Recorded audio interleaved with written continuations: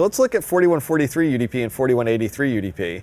This is a real interesting one. We don't really know what it is, although I have some packets that we're going to look at in a second here. The 4143 UDP appears that it's mostly sources in the United States, for the most part, scanning for that particular port. And 4183 is mostly ones in Latin America and Europe.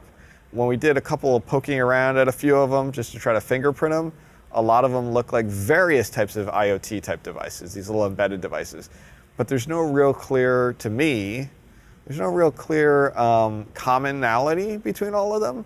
You know, a lot of them don't have any ports open that I can see.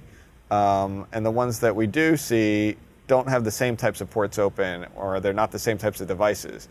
So I'm kind of curious how these are getting compromised, if this is a compromise. I don't really know what this is yet, other than the fact that all this scanning activity, you know, we went from pretty much nothing up to 5,000 scan sources per hour.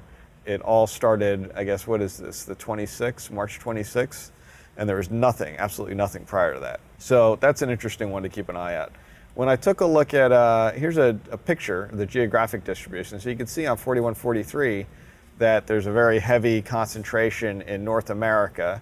Not to say that there isn't some smattering in other parts of the world, but it's very concentrated in North America. And then when you look at the 4183, it's not hardly anything in North America, and most of it's located in South America and concentrations in Europe there. So why that is, I don't know, because we don't really know what this is yet. If anybody out there knows, please write to us. We'll give you the address at the end of the show.